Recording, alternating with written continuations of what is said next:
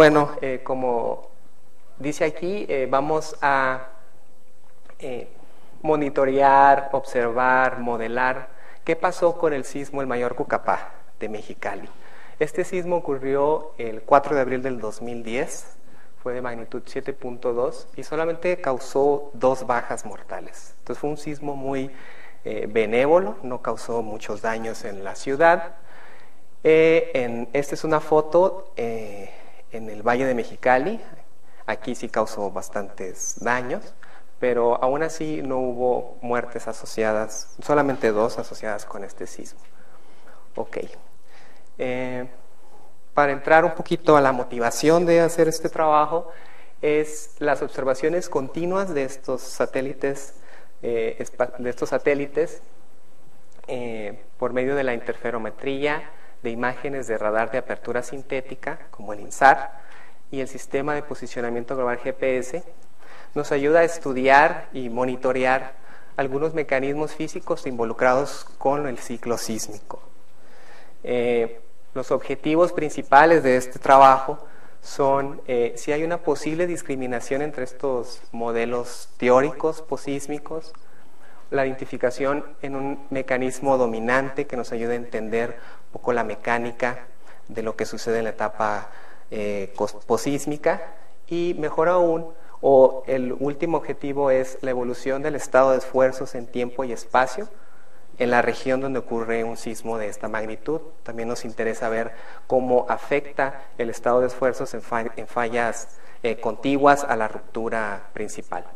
Entonces, nada más así como para entrar un poquito en sabor a lo del ciclo sísmico, nada más por mencionar que está compuesto en 3 etapas. La primera es una etapa intersísmica, donde hay una acumulación de energía elástica, básicamente. Después de que el geomaterial llega a un límite elástico, ocurre la ruptura, esto es el sismo en sí. Hay una etapa cosísmica, hay un deslizamiento súbito, y después hay una relajación de este estado, que se le conoce la etapa posísmica. Entonces, aquí en este gráfico es ver sencillamente deformación en este eje y tiempo. La etapa intersísmica puede llegar a durar años, décadas.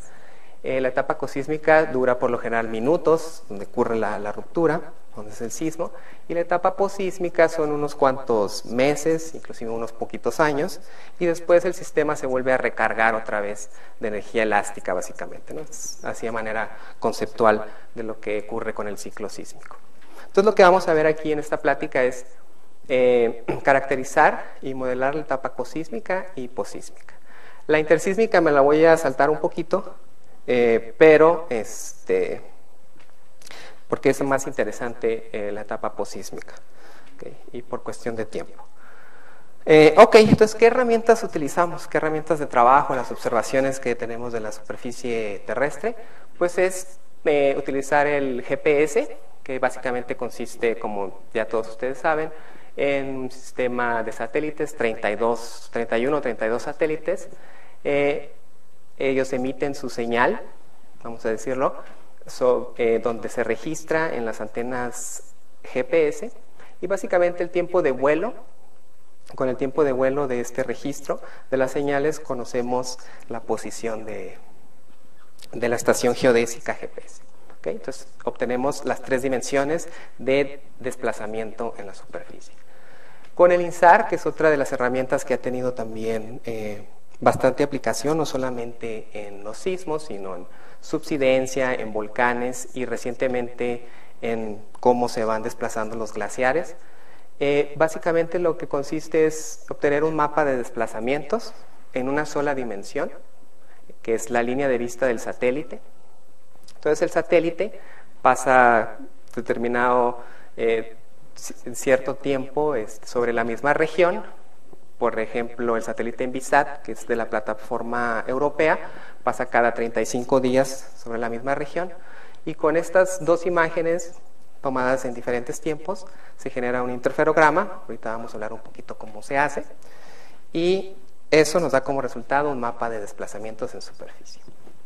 ¿Okay? Un poquito más a detalle aquí con las herramientas de medición, la metodología. Es el GPS, esencialmente resuelve esta ecuación, donde tenemos RI, que es la posición a cada uno de los satélites que se están observando en una época o en un tiempo determinado, y T menos TI es el tiempo de viaje de la onda hacia la antena receptora. ¿Okay? Nosotros, por lo general, en geodesia se tiene una red geodésica. Esto es, tenemos diferentes puntos alrededor de una zona de deformación. Puede ser una falla, puede ser una zona de subsidencia, etcétera. Entonces tenemos una red geodésica y esta ecuación de arriba, que se ve sencilla, pasa a esta ecuación, donde ahora utilizamos un operador, vamos a decirlo, de dobles diferencias. ¿En qué consiste este operador de dobles diferencias? Es utilizar pares de estaciones con pares de satélites. Entonces, cambia un poquito el esquema en cómo procesar los datos, y más o menos aquí los términos en los cuales consiste esta ecuación es ρ, que es la distancia que hay del satélite a la antena, dt menos dt mayúscula es el tiempo de vuelo, las diferencias en tiempo de vuelo entre el satélite y el receptor. Aquí son diferentes porque los tiempos no son los mismos, hay una corrección en términos de la relatividad general y especial. Entonces se puede conocer esto. Lambda n es el número de ciclos que hay desde el satélite hasta el receptor, donde es fácil el número de ciclos. Hay una corrección por la ionosfera, como no estamos en el vacío, esta ecuación está en el vacío, hay una corrección o un retraso relacional por parte de la capa ionosférica que se puede conocer al utilizar GPS que tengan doble frecuencia. El GPS usa longitudes de onda de 19 centímetros y 24 centímetros, este término se puede conocer. También hay un retraso por la troposfera, en donde si tenemos estaciones relativamente cercanas entre sí, del orden de 10 o 15 kilómetros, se conoce este término. Y el último, que está aquí, epsilon, es un error, sí es un error, porque la señal a veces puede chocar con esquinas de edificios y se puede registrar en la antena, ¿no? Entonces, para eso hay antenas especiales, que son antenas anilladas, que filtran la señal, y entonces con eso se conocen estos términos estos últimos tres términos. Entonces, con el operador de dobles diferencias, básicamente lo que hay que resolver es la ambigüedad o el número de ciclos que hay del satélite y la antena. Y esto lo hacemos con un software que se llama Gamit Globka. Entonces, es el que se utiliza comúnmente. Hay otro software que se llama Gypsy, que es de JPL, donde no utiliza este tipo de esquemas a pares de estaciones y a pares de satélites. Entonces, ahora bien, vamos a hablar un poco sobre la interferometría. Una imagen tomada en tiempo T1 y en tiempo T2 se puede representar como un número complejo, A de X, donde X es la posición del píxel, es la amplitud del píxel, E a la phi X, donde phi es la fase del píxel, y en esencia lo que se hace en la interferometría es multiplicar la imagen C1 con el complejo conjugado de la imagen tomada al tiempo T2. Y lo que nos interesa es este cambio de fase. Este cambio de fase es proporcional en primer orden a la curvatura terrestre. Estas imágenes son del orden de 100 por 100 kilómetros, entonces hay curvatura ahí que hay que considerar. A la topografía del terreno, en donde si uno conoce se tiene un modelo digital de elevación, conocemos este término. Y básicamente el último término, que es la deformación, que es lo que nos interesa observar. Entonces, este es en una sola dimensión. ¿Okay? Y en este caso utilizamos el software, se llama ROIPAC. Hay otros softwares también que se pueden utilizar, pero este es el que se usa, o es el que usé en este caso. Ya no uso estamos usando otro. Y eso es ese es el software que usamos. Ok, entonces ahora un poquito para hablar del marco tectónico regional y meternos en detalle hacia la zona donde ocurrió el sismo en el Mayor Cucapá. Pues en esencia tenemos que en la península de Baja California y el sur de California hay una interacción entre dos grandes masas rocosas, la placa norteamericana, la placa Pacífico. El movimiento relativo entre ambas es del orden de 5 centímetros por año. Y en la interfaz entre esas dos placas tenemos la falla de San Andrés, ¿no?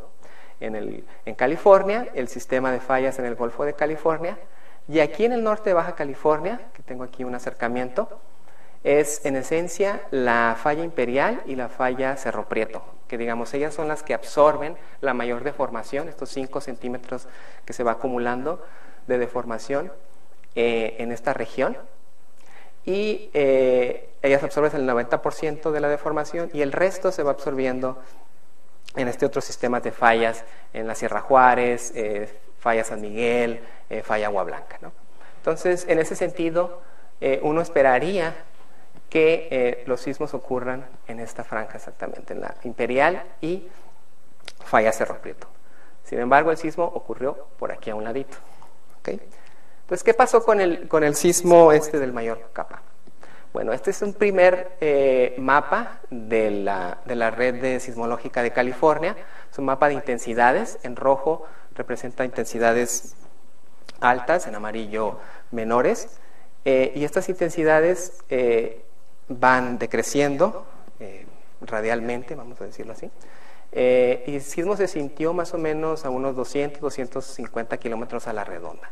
El epicentro en una primera aproximación se localizó aquí, entre la Sierra El Mayor, esta es la Sierra El Mayor, esta es la Sierra Cucapá, y el primer vuelo aéreo que se hizo un día después del sismo, identificó 2 dominios de deformación completamente distintos.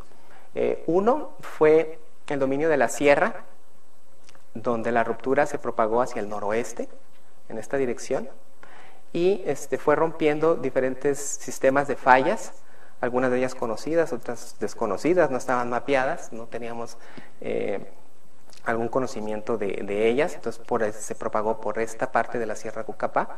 Los deslizamientos fueron del orden de 2 a 4 metros. Bueno, aquí no se alcanza a ver, pero esto es una persona. Y el otro dominio es el dominio delta, el otro dominio de deformación, donde la ruptura fue bilateral, se propagó hacia el noroeste y hacia el sureste. Y aquí hubo un proceso extensivo de licuefacción. Entonces aquí tenemos el Valle de Mexicali, aquí es la ciudad de Mexicali. Entonces, toda esta parte es una parte sedimentaria, entonces aquí hubo mucha licuefacción. Y esta es más o menos una fotografía de esta área, ¿no? Son 30, 50 centímetros y las rupturas que encontrábamos en campo son de esta forma. Ok. Este es un resultado, esto sí no se ve muy bien, pero bueno, se alcanza a distinguir, de GPS. Entonces ocurrió el sismo y había una red establecida previa, una red geodésica, entonces lo que hicimos fue ir a medir los primeros días después del sismo. Y este es el resultado ya de los desplazamientos cosísmicos. Entonces aquí lo primero que vemos es, bueno, la estrella es el epicentro, en azul es la ruptura total del sismo, que es del orden de 120 kilómetros, y tiene esta forma que va por aquí, llega aquí, es paralelo a la falla y luego se va hacia acá. Entonces tiene la forma de movimiento lateral derecho y aquí con un poquito de imaginación tiene hasta los lóbulos, la parte compresiva y extensiva del mecanismo focal, lateral derecho en general, y acá pues tenemos algunos pocos puntos que no nos ayudan mucho, ¿no? Porque no está tan bien registrada esta zona de la sierra. Ok, entonces esos son los resultados con GPS. Pues también queríamos ver las observaciones con INSAR. Entonces, con INSAR, ¿qué tenemos? Esta es una imagen, este es un mapa de desplazamientos cosísmicos, donde tenemos que el satélite va de sur a norte, es una imagen ascendente, va en esta dirección, y ve en la dirección LOS, que es la línea de vista del satélite. Entonces, aquí en color azul representa que es terreno, superficie del terreno que se aleja del satélite, y en amarillo es la superficie del terreno que se acerca hacia el satélite. Entonces tiene este movimiento también lateral derecho. Esto, aquí no hay datos en la cercanía de la falla porque hay decorrelación. Es un problema que ocurre a veces en los interferogramas, donde no se puede correlacionar píxel a píxel, y es básicamente debido a todo el derrumbe de rocas que hubo en la falla Pescadores, en la falla Borrego, en la falla Paso Superior. Acá también no hay de correlación, no tenemos información por todo el proceso de licuefacción que hubo. Entonces cambiaron tanto las propiedades reflectivas del terreno que no es posible hacer una correlación. Sin embargo, también podemos hacer interferometría, pero en dirección de vuelo del satélite. Y esta interferometría se llama interferometría simutal. Aquí esta imagen es que el satélite viene de norte a sur, es una imagen descendente, y ven esta dirección de la línea de vista LOS. De nuevo, la coloración en rojo es que se acerca hacia el satélite y en azul es que se aleja. Entonces aquí pasa algo muy peculiar. Tenemos datos que nos indican a través de esta interferometría simutal que debe haber una falla o infieren una falla en esta región del dominio delta, en el Valle de Mexicali. Entonces vamos a ver al campo si es cierto que está ahí o si no es un artefacto del software. Y en efecto, esta falla se le denomina falla en diviso, y este punto que está aquí es una foto en campo de este desplazamiento cosísmico del orden de 40 centímetros en vertical, por ejemplo. Y entonces, con interferometría simutal podemos conocer este tipo de fallas que de alguna manera están escondidas en la interferometría en línea de vista, ¿no? Ok. Entonces, ahora bien, ¿qué hacemos con estas observaciones? Bueno, pues es obtener un modelo cosísmico. Este modelo cosísmico se obtiene a través de la formulación de Okada, que es en esencia un modelo, es un espacio homogéneo, es una dislocación en un semiespacio elástico, donde nosotros al imprimir la dislocación S en un plano de falla, se obtiene un desplazamiento en superficie, U. ¿Okay? Este es el modelo directo, ¿no? Digamos. En el modelo inverso tenemos las deformaciones o los desplazamientos en superficie y queremos inferir la distribución de deslizamiento en el plano de falla. La formulación matricial, así a grosso modo, es de este tipo, donde U son los desplazamientos en superficie, G es la matriz en términos de funciones de Green, la formulación de Okada, y ese es el deslizamiento que queremos estimar para el modelo cosísmico. ¿Okay? Y este es el resultado. Entonces, una de las primeras cosas que salta a la vista es la forma en que, bueno, modelamos la falla a través de 7 segmentos, 7 planos de falla. De aquí a acá son los 120 centímetros. Toda esta parte de acá, para ubicarse bien, es el dominio de la sierra. Esta parte es el dominio delta. Los echados en el dominio de la sierra son hacia el este y los echados en el dominio delta son hacia el oeste. Entonces tiene esta forma como helicoidal en términos de los echados. Y aquí en el segmento 5 es donde fue el hipocentro del sismo. Es aquí donde se registran el mayor deslizamiento de cizalla, del orden de unos 5 metros. Le denominamos un parche cosísmico, vamos a decirlo así, perdón. Y también tenemos otro parche cosísmico importante en esta zona norte de la Sierra Cucapá. También, bueno, la capa sismogénica alcanza hasta los 10-12 kilómetros más o menos, y estos círculos son las réplicas del sismo. Entonces las réplicas se localizan en la periferia de estos parches cosísmicos. ¿Ok?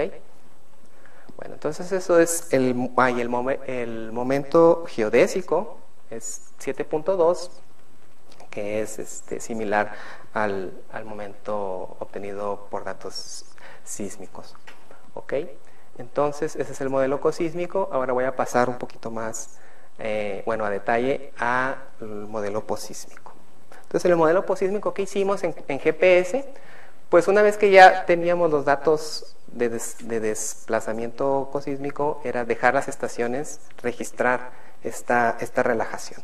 Las estaciones que están en rojo se dejaron por 2 o 3 meses en el sitio para poder monitorear estos desplazamientos posísmicos, y básicamente se hizo un perfil perpendicular a donde está el epicentro, perpendicular a la falla y sobre la falla. ¿Qué es lo que vemos con el INSAR? Con el INSAR vemos básicamente tres zonas de, vamos a decirlo, de hundimiento que están en azul, que es la parte superior en la falla Paso Superior, un hundimiento en la Laguna Salada, un hundimiento también en la falla Pescadores, al este de la falla Pescadores, y esta es una de las señales más fuertes que hay en la falla Indiviso, un hundimiento conechado hacia el oeste. Entonces esa es la relajación posísmica. Este interferograma es de los primeros, de abril a septiembre, son los primeros 6 meses. Y el orden de magnitud pues es de 5 centímetros, aquí va la escala de menos 5 a 5 centímetros. Es un orden de magnitud menos respecto a los desplazamientos cosísmicos.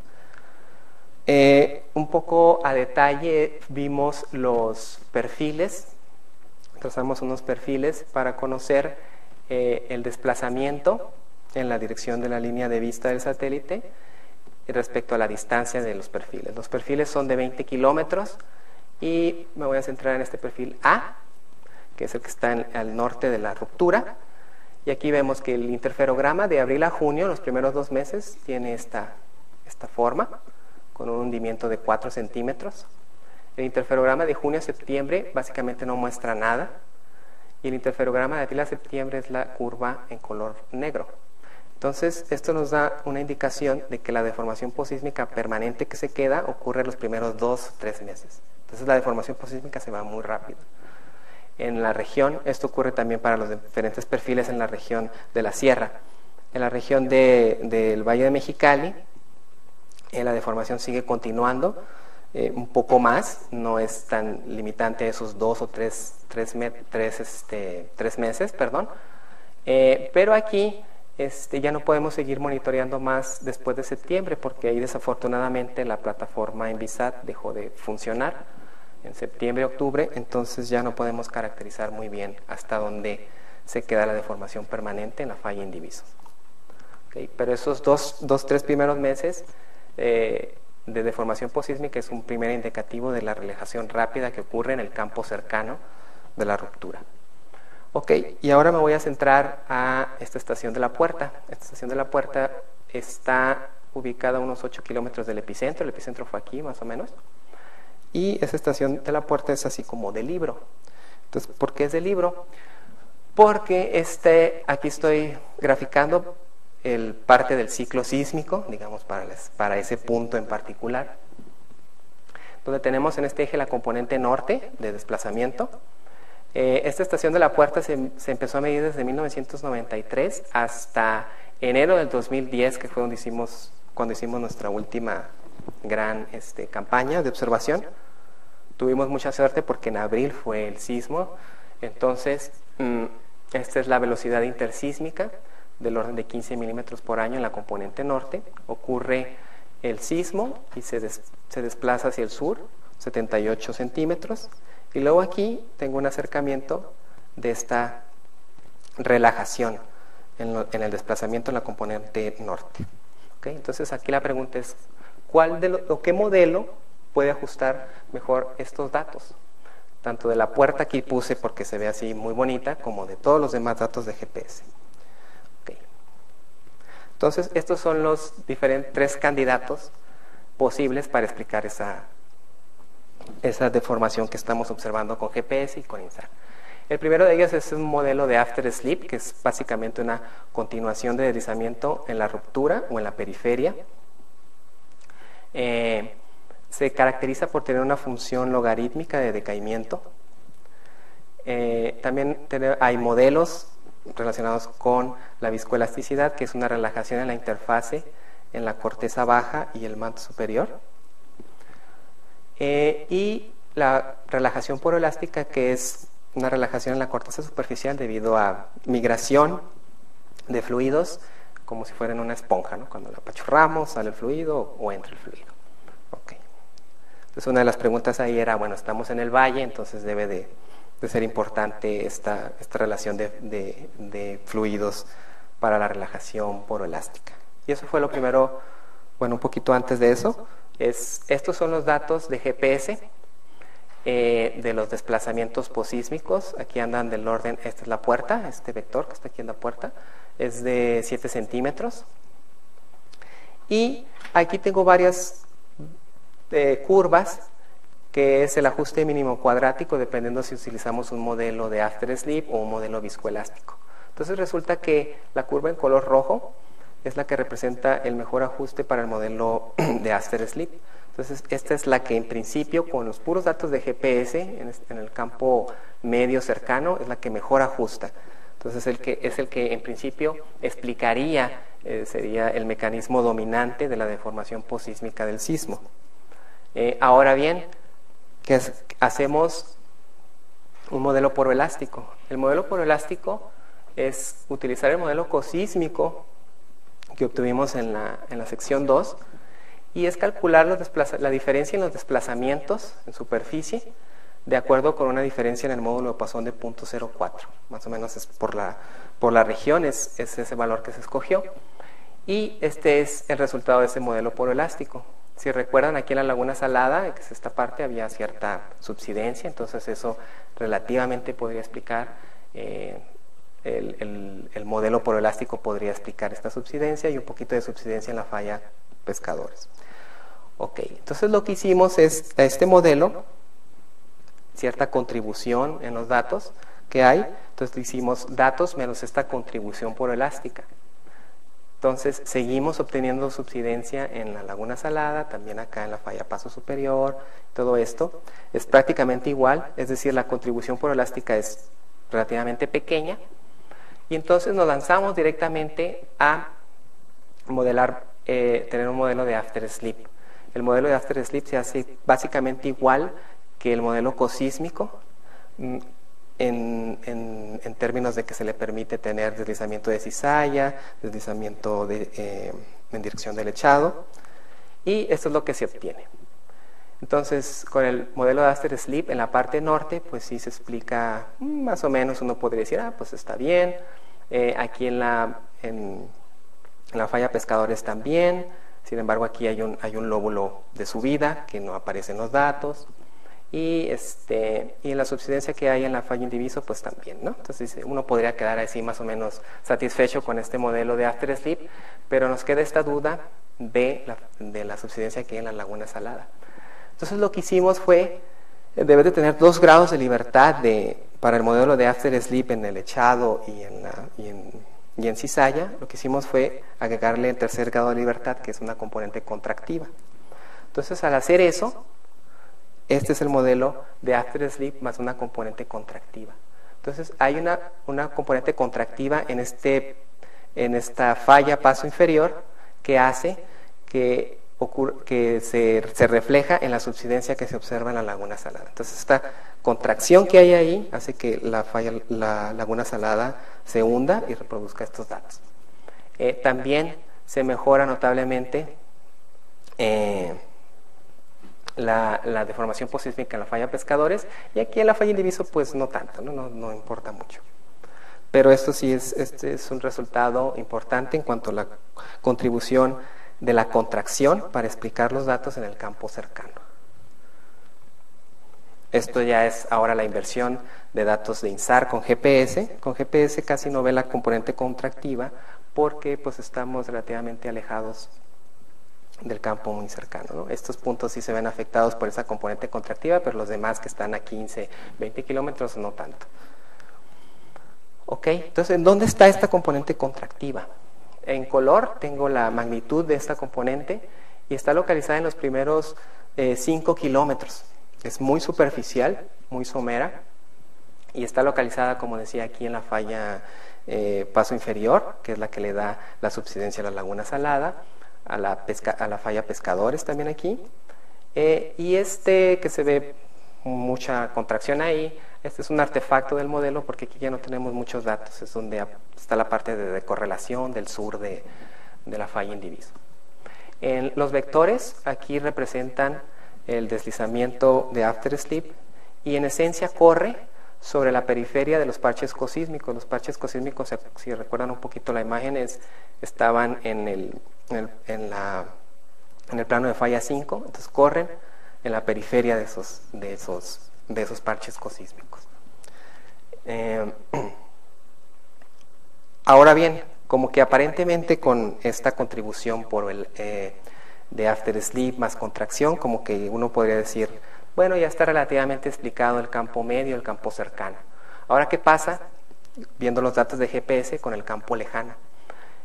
Aquí tengo en este mapa los vectores de GPS, el dato en negro, y en azul el modelo de after sleep, más la contribución por elástica, más la contribución contractiva. Entonces aquí se ve como un residual sistemático que va de este a oeste, ¿okay? En la parte del Valle Imperial en Estados Unidos, y aquí también la parte del Valle de Mexicali. Esta es la componente, horizontal. La componente vertical, también eso se ve aquí, aunque en menor escala. Y cuando empezábamos a hacer el modelo viscoelástico, pues resulta que esa parte ya la empezaba a hacer Fred. En el 2013, Fred Politz sacó un modelo viscoelástico para la parte lejana. ¿Y por qué lo hizo para la parte lejana? Porque él esencialmente no tenía los datos que nosotros teníamos, ¿no? Entonces, él básicamente utilizó la red geodésica del Valle Imperial, son datos continuos, y a través de eso hizo su modelación viscoelástica. Entonces, ahí cuando empezábamos nosotros a intentar hacer la modelación viscoelástica para tratar de explicar esta diferencia en los residuales, pues vimos que ya se había complementado de alguna manera el estudio que habíamos hecho, y en esencia es decir que en el campo cercano, en los primeros 25 kilómetros perpendiculares a la ruptura, de 0 a 15 kilómetros de profundidad, el modelo que está operando es el de after sleep más una parte contractiva en el campo muy cercano y en menor medida poroelástico. En el campo lejano, después de los 25 kilómetros, los datos de GPS pueden ser explicados por un modelo viscoelástico. Aún así, cuando lo había hecho, pues también estos eran modelos preliminares que habíamos hecho de viscoelasticidad. En la viscoelasticidad también utilizamos el modelo cosísmico, y en esencia lo que vemos es dos lóbulos al norte y al sur, que son de levantamiento, y si se fijan aquí un poquito, los residuales van de oeste a este. Entonces esto compensaría un poco la falta compensaría los residuales de acá, de nuestro modelo de after sleep, que van de este a oeste. Eso es por un lado en la componente horizontal. Y en la componente vertical se ve más claro, aunque aquí no se ve, pero resulta que todo este sitio hay levantamiento, y el modelo de after sleep predice que hay hundimiento. Entonces, con esto uno asegura relativamente bien que lo que está operando en efecto en esta parte es el modelo viscoelástico. Y por último, esto fue algo que hemos estado calculando recién, y es ver los esfuerzos de cizalla, los esfuerzos de Coulomb, debido al deslizamiento cosísmico, al modelo que obtuvimos. Entonces aquí en azul es que el deslizamiento de cizalla cae, o sea, no afecta hacia las fallas aledañas, más bien en la parte norte y en la parte sur, lo que está en rojo. Más sin embargo, lo que sí hay que tomar en consideración es que al utilizar este modelo viscoelástico que teníamos en la lámina anterior, pues hay un incremento del estado de esfuerzos en estas fallas aledañas, como es la falla Imperial y la falla Cerro Prieto. Entonces, esto puede ser indicativo preliminar que se están siendo cargadas por este esfuerzo. Más o menos, bueno, los valores son de 5 kilopascales. En dos tiempos de relajación aquí son, creo que son 20 años. Entonces, en 20 años se va a estar acumulando unos 5 kilopascales de extras que pueden ser considerados pues para alguna situación inclusive de peligro sísmico para la falla Imperial y la falla Cerro Prieto. ¿Okay? Entonces esto es así muy preliminar, pero es algo que hemos estado también estudiando, porque la falla Imperial pues es la que representa mayor peligro sísmico para la ciudad de Mexicali, donde hay más o menos 2,5 millones de personas. ¿Okay? Y bueno, pues en esencia es más o menos eso. Aquí pongo un tanto, este es el interferograma, así se ven los anillos o la huella dactilar, perdón, de este sismo. Y aquí, aunque no se alcanza a ver, lo puse así en el cartel porque esta es una leyenda Cucapá. Y en la leyenda Cucapá nos habla de cómo se generó o ellos hablan de cómo se generó la Sierra Cucapá, la Sierra Juárez y cómo lo ven desde su cosmogonía.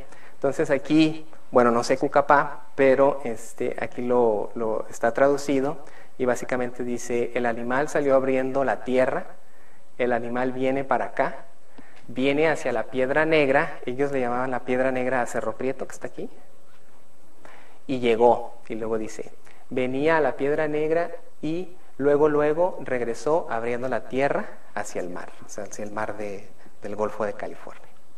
Entonces, eso es básicamente en esencia. Ok, y esto es del Sentinel. Ahorita resulta que no hay datos, digamos, sí hay datos de INSAR. Tenemos que la plataforma Envisat ya dejó de funcionar desde el 2011, enero, por ahí. La plataforma japonesa ALOS también dejó de funcionar.